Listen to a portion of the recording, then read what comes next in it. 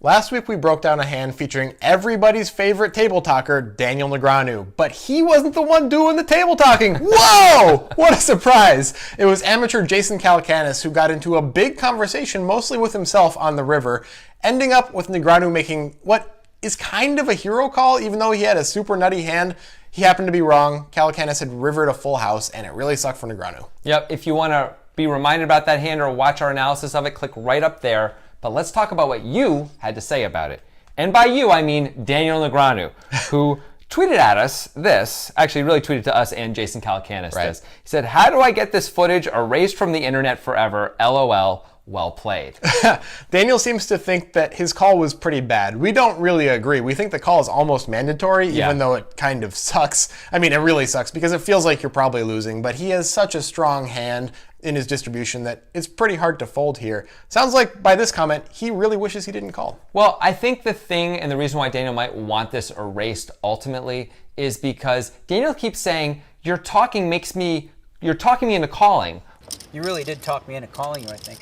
When everything Calacanis is doing and saying really should be talking him into folding if it's going to do anything. We think it's a call, but I don't see why he would be talked into calling. All Calacanis pretty much does is weaken his range the whole time, which is a reason to fold. To be fair, if Calacanis was completely silent, I expect Daniel would have called also. Oh, I absolutely think so. And I think even with all of this, you have to at least strongly consider the call.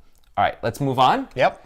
All right, Glenn Page Music says he fears nothing, because we said Daniel fears nothing on the flop with his open-ended straight draw and flush draw, with his low flush draw and gut shot straight draw, question mark, question mark, question mark. So this guy is saying Daniel Negreanu should not be fearing nothing. I know that was a double negative. We continue to hold our position here. Oh, yeah. What we mean when we say Daniel fears nothing, we were talking about when Daniel donked the flop. He bet 2,500 into 4,200 into Doyle and Calacanis when he flopped so huge with the open-ender, the flush draw, and the gut shot to the nuts, along with all of that.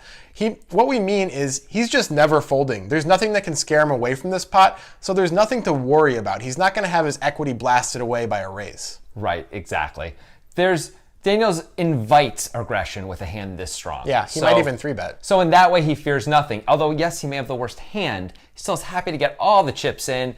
It's a great spot. He definitely has the worst hand with 8 high, but that's not the point. His equity is excellent. Right, and that's all we're really thinking about. Okay, finally, let's go with, there's so many candidates here, but let's go with Joshua Patrick, who says... Lucky Joshua. Nice job, You Joshua. got last in there in the comments. You did good. The only hand he didn't mention he could have was a boat. This is Calacanis now we're talking about, which in my somewhat limited experience generally define the hand strength when a player uses this type of table talk. If they're in a similar spot and omit a specific hand or hand rank, that's generally what they have. This is a really cool comment, and I like it a lot. Calacanis did not say he could have a boat. He does say I couldn't have a set when Negreanu says you couldn't have a set, could you? Because Calacanis would have likely raised a flop set is what they were talking about. But he does never say I could have a boat, even though he says I could have quads. He does never say He does that. never. You're right, Grant. He never does never But say. he does say I could have quads, which wouldn't really make sense. Yeah. But it's a really interesting point. And if you even look at the video that's going to be coming up on Thursday, you'll see we have a similar situation where one player, Charlie Carroll, is asking Mustafa Canit about what hands he could have. And Mustafa goes over all these value hands, and the very last hand is the one that he actually has. And he says, I guess I could have this too.